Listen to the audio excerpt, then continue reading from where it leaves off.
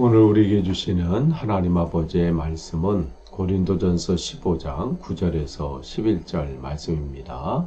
고린도전서 15장 9절에서 11절까지 제가 봉독해 드리겠습니다.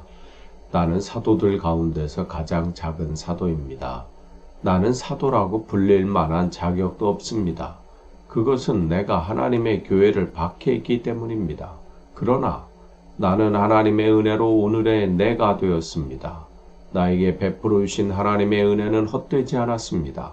나는 사도들 가운데 어느 누구보다도 더 열심히 일하였습니다. 그러나 이렇게 한 것은 내가 아니라 나와 함께 하신 하나님의 은혜입니다. 그러므로 나나 그들이나 할 것 없이 우리는 이렇게 전파하고 있으며 여러분은 이렇게 믿었습니다. 아멘.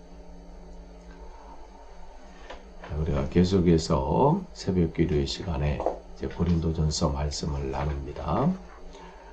15장에 들어와서 바울은 고린도 교회의 또 다른 문제를 언급하고 그 부분에 대해서 이야기하고 있어요. 그 부분은 뭐냐면 고린도 교회 안에 예수님의 부활을 믿지 않는 이들이 있다는 거예요.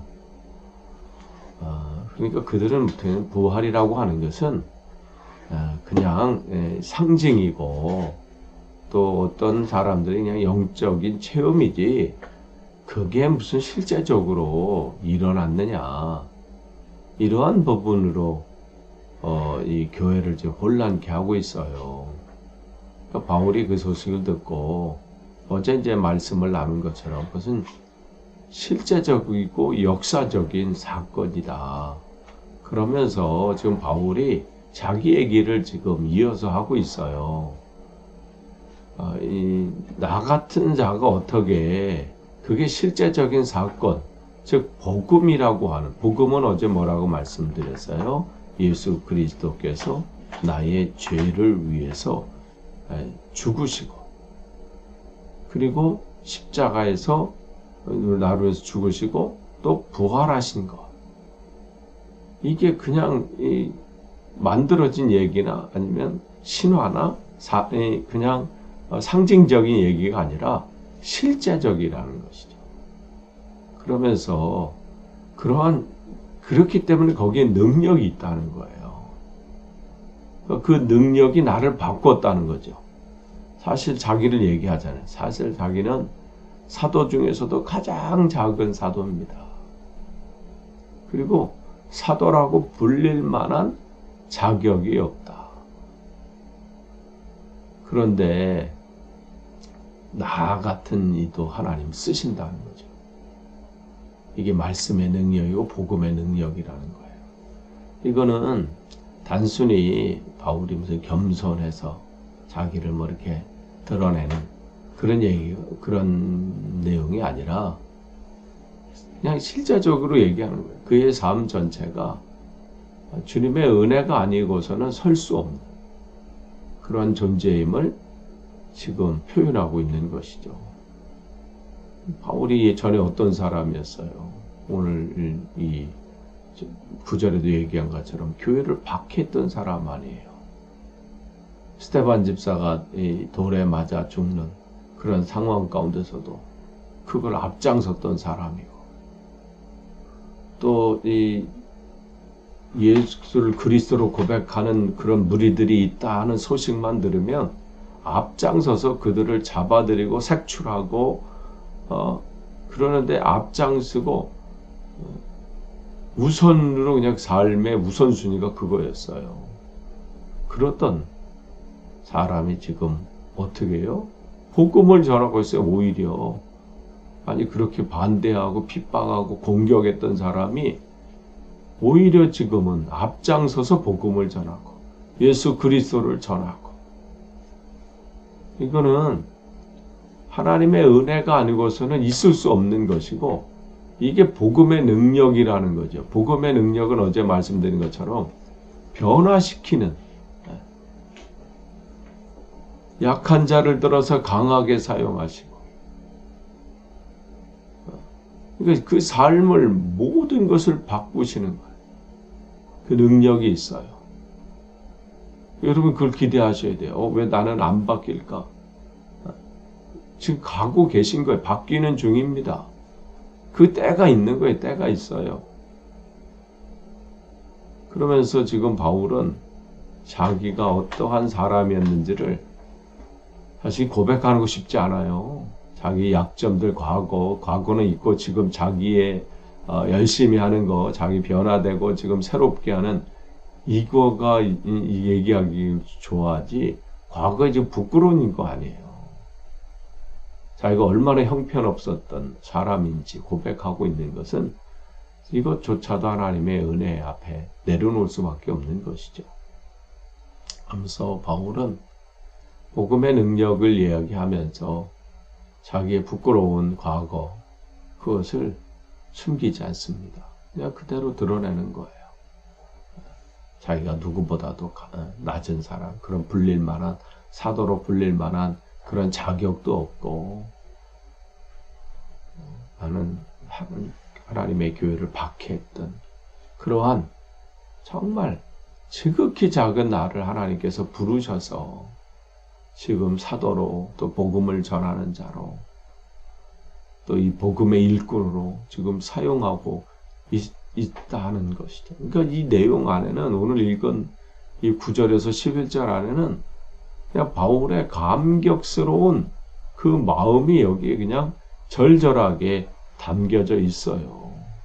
아니 자기가 무엇인데 하나님께서 자기를 그 다메섹으로 예수 믿는 자들을 잡으러 가고 있는 그 길 중에서 가는 길에 나타나시고 붙잡아 주시고 또 자기를 이렇게 능력 주셔서 감당케 하시니까 얼마나 벅차겠어요. 만나주지 않았다면 자기는 형편없는 인생을 살았겠죠. 근데 스스로는 대단한 인생이라고 생각했을 거예요. 세상에 그런 사람들이 얼마나 많습니까? 자기 대단하고 자기보다 더한 사람은 없다고 착각하면서 그게 죽음의 길로 가는지 모르고 오늘도 거기서 허우적거리고 불쌍한 인생을 사는 이들이 얼마나 많습니까? 그런데 하나님께서 바울처럼 우리를 불러주시고 만나주시고 새롭게 하셔서 이 신앙의 여정을 걸을 수 있다는 자체가 이건 큰 복입니다. 은혜인 것이죠. 그러면서 이 10절에도 얘기하는 거예요. 나의 하나님의 은혜로 오늘 내가 되었습니다. 모든 것이 내가 똑똑하기 때문에 내가 대단한 능력을 가지고 있어서 지혜롭기 때문에 아니라는 거예요. 모든 것이 하나님의 은혜입니다. 내가 사도가 된 것도 복음을 전하는 것도 그 속에는 복음을 전하면서 핍박을 받는 자체도 은혜인 거예요. 바울은 그런 기회를 주신 거잖아요. 아무나 핍박을 받겠어요? 하나님의 나라를 위해서 타협하고 숨기고 그러면 핍박받을 일이 없죠. 그러나 드러내고 사명 감당함에 있어서 어떻게 해요? 공격을 받는 거예요. 핍박을 받는 거예요. 그러니까 참 믿음의 사람은 자기 앞에 삶의 고난이나 역경이나 문제가 그게 문제가 아니에요. 은혜인 거예요. 은혜. 그 사명을 감당함에 있어서 어느 분이 그랬죠? 삶의 실패가 있는 것은 그는 도전했다는 증거라는 거예요. 도전하지 않으면 실패도 없어요. 그러니까 지금 바울은 모든 것이 어떻게 해요? 은혜예요. 은혜. 그러니까 감옥에 있어도 감사, 기뻐하고 매를 맞아도 찬송하고 기뻐하고 기도하고 모든 것이 복음을 전함에 있어서 일어나는 모든 것이 문제가 아닙니다. 남들은 불쌍하게 보이고 안타깝게 보고 이게 치근하게 보고 할지 몰라도 바울은 모든 것이 은혜고 모든 것이 감사예요. 그러니까 은혜라는 것은 뭐예요? 그렇게 받을 만한 자격이 못 되는데도 거저 주시는 것. 그 베풀으신 하나님의 사랑을 은혜라 그러죠. 바로 이 은혜가 바울을 변화시킨 거예요. 새롭게 한 겁니다. 그러니까 지금 그 은혜로 인해서 자기는 아무것도 아닌데 빚진 자이고 죄송스러운고 부끄럽고 자기 과거를 생각할 때마다 그런데 나 같은 거를 복음 전도자로 사용해 주시니 얼마나 감사한 거예요. 그걸 지금 고백하고 있는 겁니다. 그 은혜에 헛되지 않으려고 거기에 부끄럽지 않은 삶을 이제는 살려고 지금 그렇게 사는 것이죠. 그렇기 때문에 진정으로 은혜를 깨달은 사람은 게으를 수가 없어요. 주어진 삶을 잘 살다가 가야 되잖아요. 이 짧은 시간이잖아요. 세상에 헛된 것에 내 시간을 다 쓰고 남은 시간 주님을 위해서 뭔가 좀 해보고 내가 살고 싶은 대로 내가 하고 싶은 건 다 하면서 그냥 주님을 위해서 조금 봉사하고 헌신하고 조금 마치 해주는 것처럼 그건 아직 은혜를 깨닫지 못하는 사람이에요. 지금 은혜를 아는 사람, 이 바울은 모든 게 감사해요. 그리고 헌신으로 살고 섬김으로 살아갑니다. 남은 삶을, 남은 시간들을 그냥 주님을 위해서 쓰는 거예요. 우리의 진짜 평안함과 안식은 주님 앞에서 누리는 거죠. 그러면서 계속해서 이야기합니다. 사도 가운데 나는 사도들 가운데 어느 누구보다도 더 열심히 일했습니다. 자기가 과거 어떤 사람인지 처절하게 깨닫고 죄인임을 알았기 때문에 이제 그 은혜에 감사해서 이걸 억지로 하는 게 아니죠. 누가 시켜서 이렇게 되겠어요?